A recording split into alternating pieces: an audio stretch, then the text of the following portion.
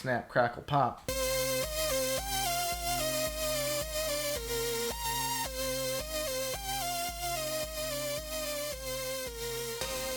Greetings, friends. It's Josh. And I'm Ryan.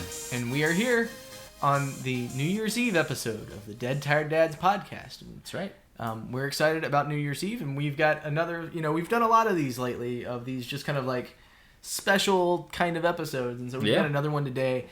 Since it is it's the time of the season for specials, I guess, It is that time of year. So, today, rather than doing our normal just kind of review type thing, we're going to talk about games that we haven't played. At least to start off with, we're switching it up.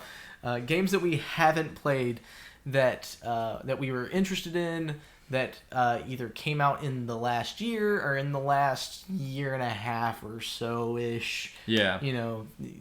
Games that we would reasonably had played in the last year had we had time and money.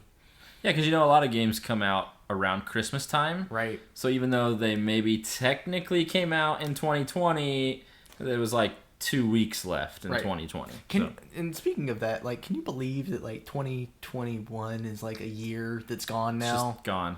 I don't know if it's COVID world. I don't know if it's the fact that I'm old and I have kids now. But something about time seems to be it moved just so the year just doesn't feel like it existed. No, I think it's COVID world because,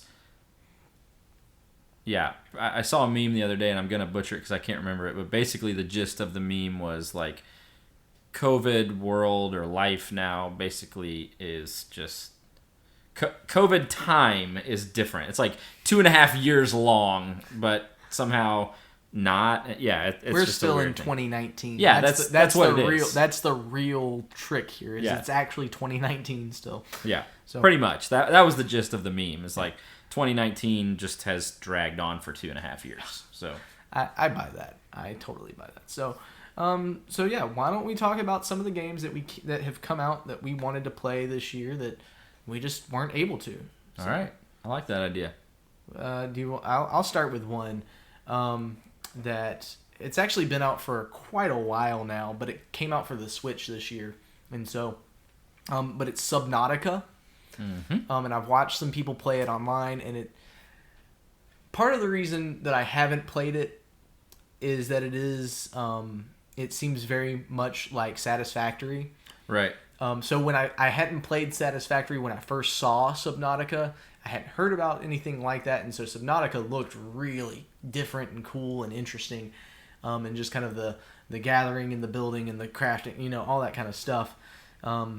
So that's one of the games that I've wanted for a while, and I probably had an opportunity or two to buy it for the Switch, but I didn't because it felt as I was thinking about it, I was it's kind of like Satisfactory. Yeah. And I know how that game goes for me. Right. I'm gonna get sucked into it for about 2.5 months. It's the only thing you'll play. It's gonna be the only thing that I'm gonna play, and I'm gonna play it for hours and hours. I'm gonna waste so much time on it. You're gonna be tired at work. And then staying up late. Exactly. And then I'm not gonna touch it again. So, but it is one that I am interested in. So. Yeah, I think you're probably right about that. Someone told me that it was a good game, and they told me it was a lot like No Man's Sky, which, if you remember back in our episode where you talked about Satisfactory, I made the comment that I don't know enough about Satisfactory, but the impression I get is it's very similar to No Man's Sky. Right. So again, they're all sort of that. Yeah, that survivor craft and build kind of game. So yeah. So that was my first game that I wanted to kind of mention. Right. Yeah. I have heard good things about it. So no, it looks like a very, very well made game, just from what I've seen. A very interesting, exploratory thing. So yeah. So want me to go? Yeah, go ahead. Well, mine's pretty easy, low hanging fruit, if you will. I don't have these in any order, so the order I wrote them down is what I'll say. So my first one was Zelda Skyward Sword HD.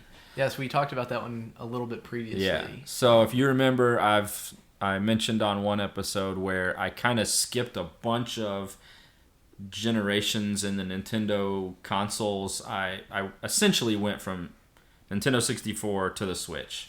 I had a Wii, but I only had one game for it. So I missed a whole bunch of Zelda games and Mario Party games and all those. And Skyward Sword is one that I missed. So when they announced the HD, I thought it was a perfect opportunity, but I just didn't get a chance. So one of the things with Skyward Sword, it's an interesting Zelda game, and I had it for the Wii. I played it, and I mentioned when we talked about this previously, I mentioned I have a story to go with it, but I didn't want to tell it at the time. So I think now is a good opportunity for me to kind of launch into that. So when that game came out, I played it.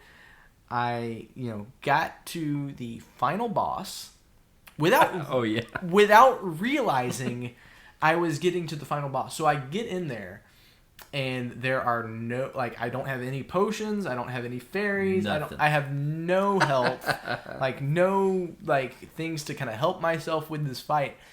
And I don't know if it was just me, but the final boss in Skyward Sword is just a pain in the neck. It is just absolutely an aggravating, stupid thing that you just want to beat someone to death with. I can't express enough how aggravating that guy was to me.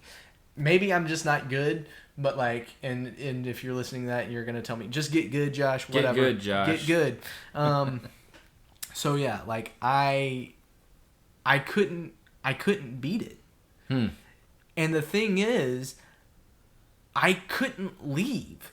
Oh, I could not leave the I had gotten to this point. I had saved.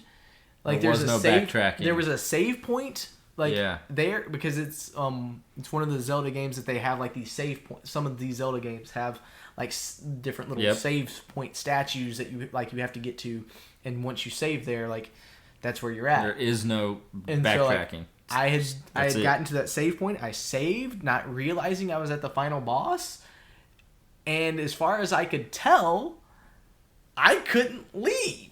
I was just stuck there in final boss, chaos, with no hope of ever beating it, because I didn't have, like I said, I had no fairies or anything, and so I was just I guess I'm just not going to beat this. This is the end for me. I am not going to beat this game. Now, at some point, someone told me, well, you just have to go to this place and you can leave. And I was like, that may or may not be the case. I may have been able to do that. I don't think I could, thinking back on it.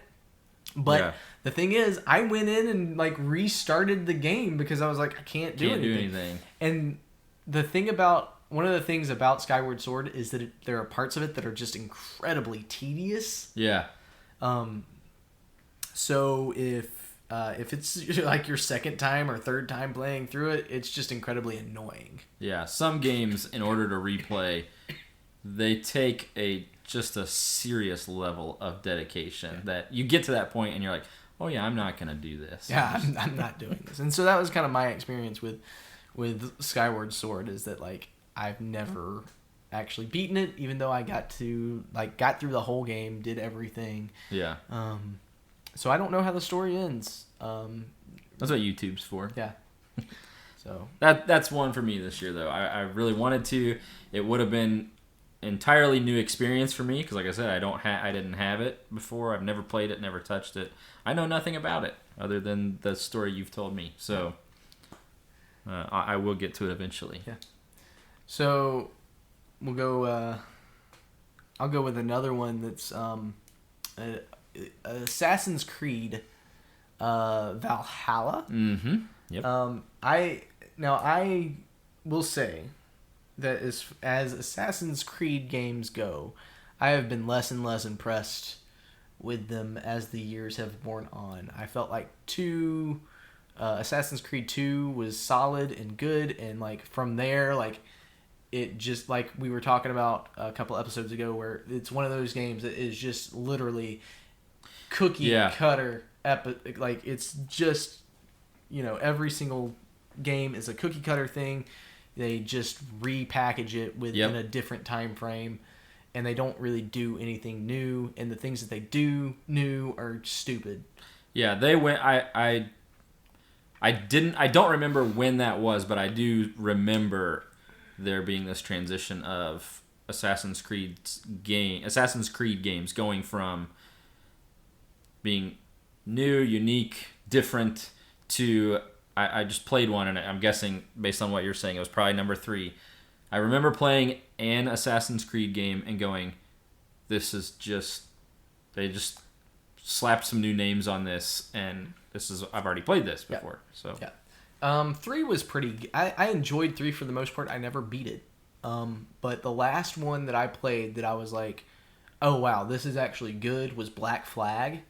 And I got that for free on through Microsoft at the time was doing like the free game, like with your gold subscription you'd get the free games, and you actually got to keep them even if you lost your gold subscription. I think anyway. Nice. I could be wrong. So I played that. I downloaded that one and had it for free. I would not have paid for it, I don't think, but that one was fun. But it's one of those things where it's like, I might want to try that one out anyway. Because, Vikings do sound cool. You heard it. A Packers fan just said Vikings sound cool. Yes. Well. It's the only time Josh has ever said that. Not true. Brett Favre played for the Vikings, yeah, and I was pulling for Brett Favre at one point in a Vikings uniform. You did very briefly cheer for people in Vikings uniforms. Yes, I wanted him to get a Super Bowl, So yeah, that was one of my other ones. So yeah. How about you? You got another one? I do. I'm gonna go with one that's a little different. Back 4 Blood. Haven't heard of this one. Back 4 Blood. So if you're familiar with Left 4 Dead or Left 4 Dead 2, okay, they are Back 4 Blood is sort of it's not a sequel, but it's made by the same people and it's got the same concept to it. So Left 4 Dead is I played it on Xbox 360. I believe at the time, I'm almost certain at the time, it was an Xbox exclusive. Okay. But the gist of it was it's a up to 4-player co-op game, and it's just essentially it's waves and waves of zombies. Okay. So, in fact, there was an achievement that one of my friends got, and we came home. There was 4 of us that came home. We all worked at the same place. We came home from work every night, and essentially the other 3 of us were grinding to help him get this achievement. And the achievement was if you killed so many zombies, and it was an insane number, like 76,000 zombies or something like that. So he did get the achievement for it. But that achievement sort of tells you what it is. It's just killing zombies over and over and over. So the fun of it is playing with your buddies. So my fond memories of Left 4 Dead was not necessarily the game itself. It's a fun enough game, but you wouldn't play it single player. It's just that you're playing with friends. So when they announced Back 4 Blood, I had sort of those memories of, oh yeah, playing games with my buddies, shooting zombies. There's no story to it. It's literally just zombie killing. So you can, we're talking on party chat and goofing off and having fun. So, Back 4 Blood came out this year, and it's, like I said, it's made by the same people. It's the same concept, just different characters. But I didn't get a chance to play it yet. But awesome. Yeah. Very cool. I want to mention a couple of games that I've seen that I know absolutely nothing about. All right. But, they intrigue me. So one of them is Biomutant. Mm-hmm. And that's just got, a raccoon with a gun on the cover, and I'm just like, okay, that just sounds. I'm intrigued. Cool. I want I haven't looked up anything. I'm not intrigued enough to go digging into it, but that looks like an interesting game, and I might want to play it. And then the other one is one I was actually doing as I was looking into games that had come out this year. I stumbled across this one called I Am Dead. The name alone. And the name alone literally just made me go, huh, I'm gonna buy that. I am dead. I am dead. So if my wife will remember, and she will know actually because this was her gig. She and her friend Allison, when we were doing our YouTube channel regularly, took a couple of weekends had some weekend takeovers. Oh yeah, that's right. Where they did We Are Dead Gamers, where Yeah. because they had a death count because they are not very good at playing games. So they'd have a death count in the bottom of the screen. So you guys can go back and watch those YouTube videos. You should. They're pretty good. Because they're fun with Allison and Emmy. So yeah, those were two that I had kind of seen that I was just like, that looks like a good game. Like, Yeah.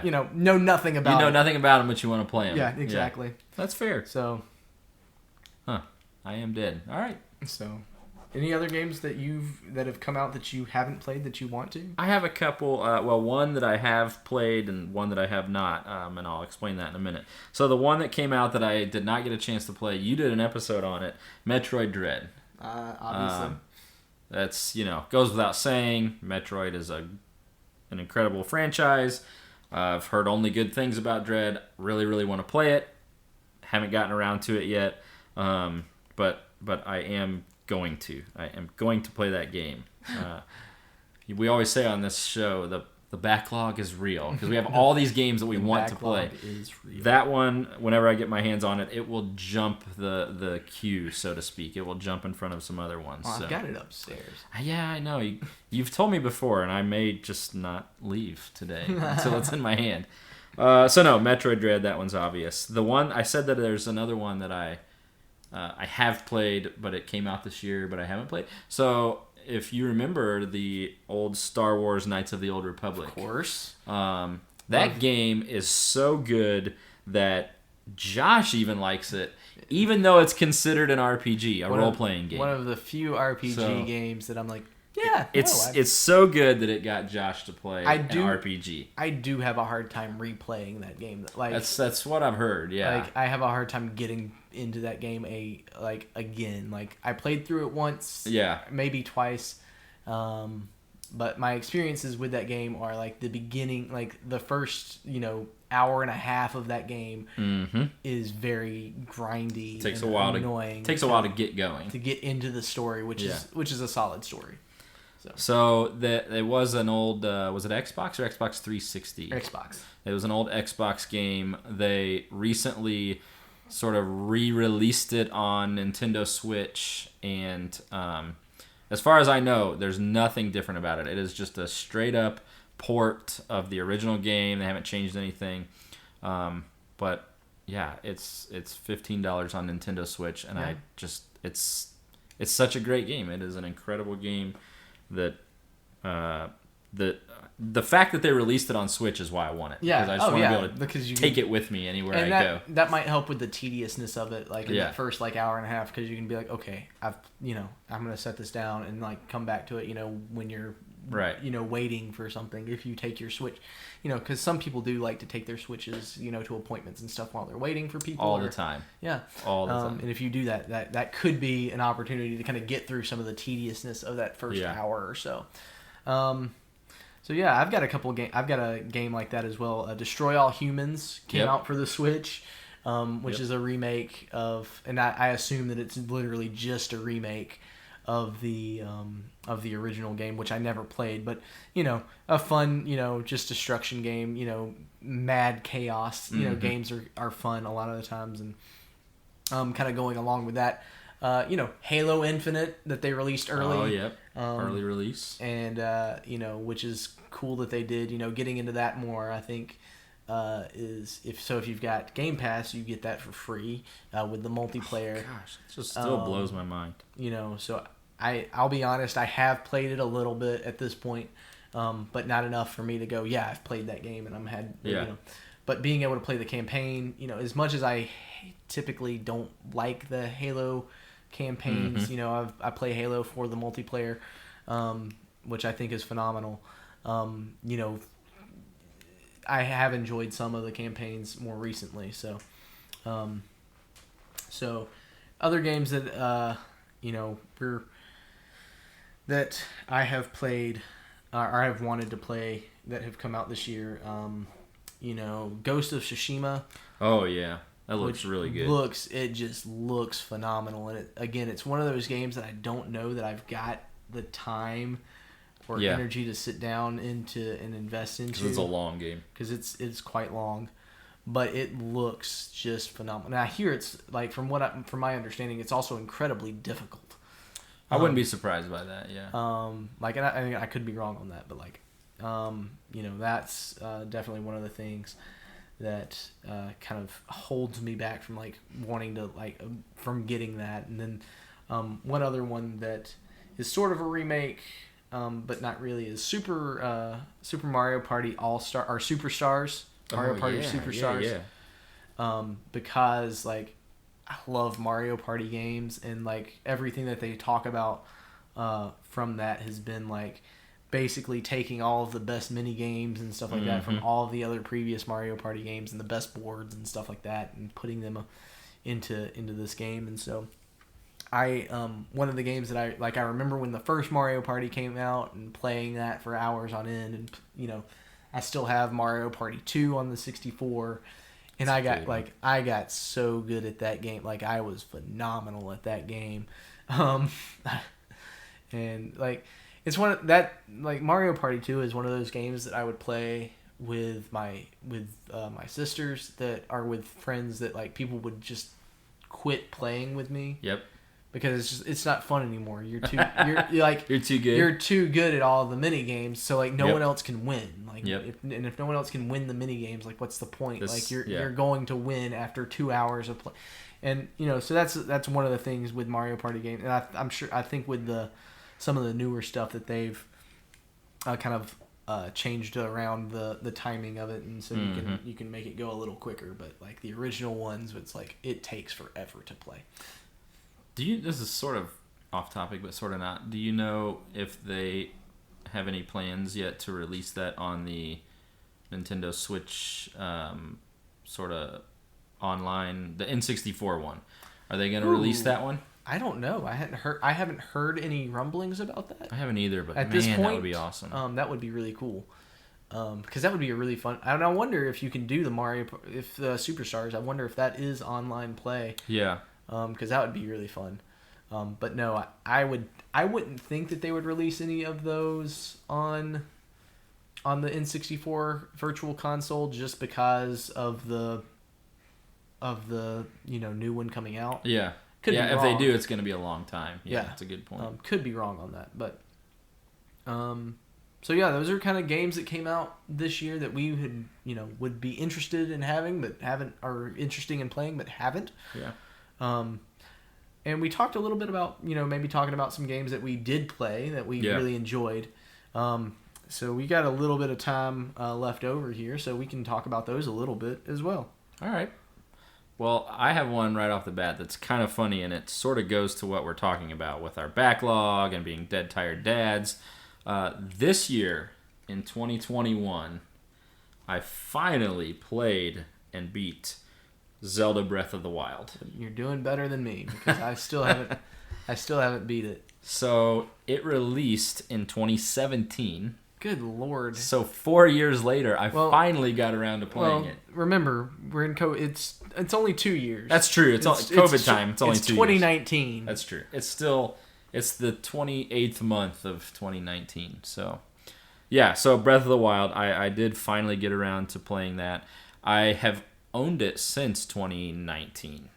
I got it, the Switch and Zelda Breath of the Wild, I got as a graduation gift when I graduated seminary. And so I've had it for that long. I just now got around to playing it and beating it. Yeah. So that was a fun one for me this year. Very cool.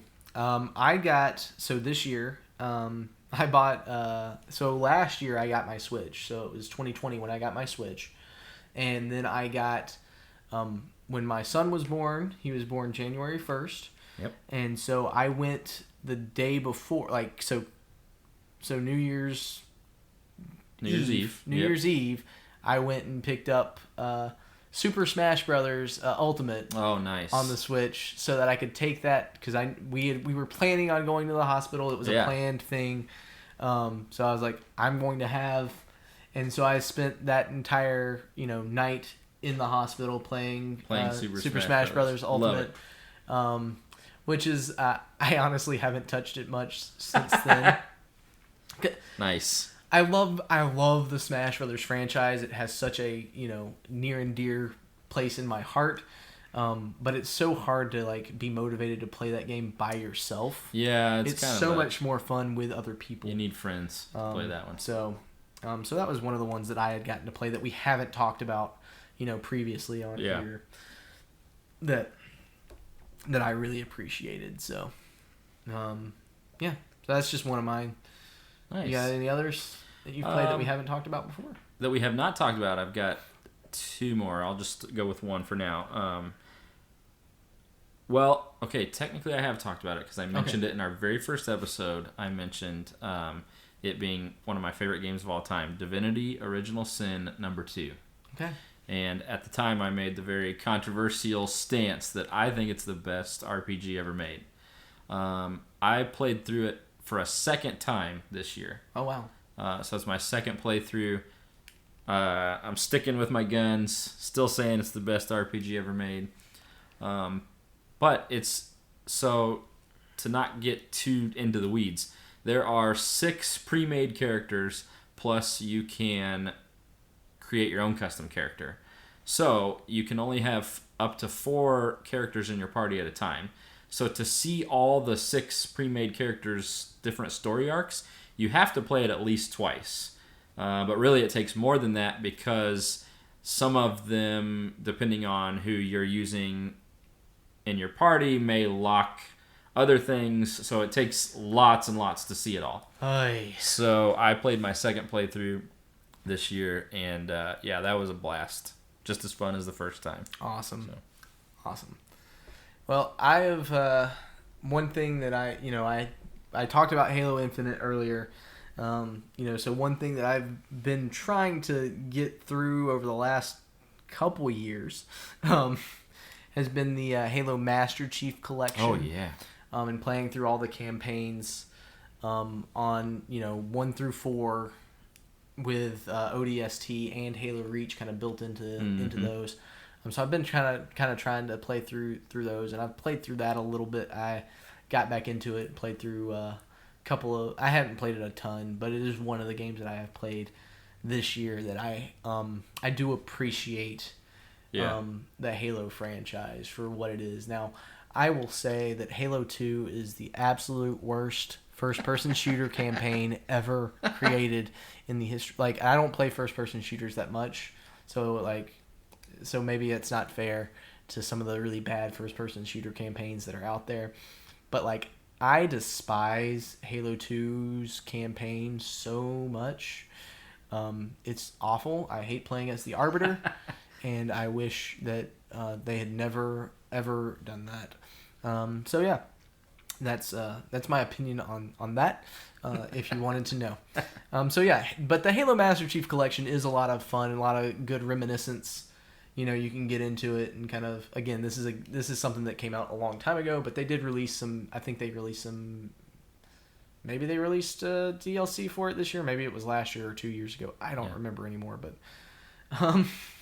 it was in COVID World 2019. Yeah, so sometime between 2019 and now they released ODST and the Halo Reach package on there. So and I love, for me, Halo Reach is the best Halo campaign that there is. I've mentioned on here before that it is the one Halo game that I have gone back and could play and enjoy the campaign multiple times. Yeah. Even though I'm playing through the campaigns for all of them a second time, and I also played through ODST for the first time on the Master Chief Collection, and I feel like that game gets a bad rap. I've never played it, but I have heard some negative things about it. So it's better than I think people give it credit for. It's just different. Yeah. I think that's what threw a lot of people off. It's just it so being different. It's so different. But I liked what they were trying to do, and I felt like it was an interesting way to go. So, those are games I think that we've played this year. Just a couple from each of us that we both really enjoyed that we haven't yet talked about. So, yeah. So new year 2022 is coming up, We've got some exciting things in the future. Oh yeah, we do. We've got some interviews with some other podcasters that we're Yep. gonna try to work out.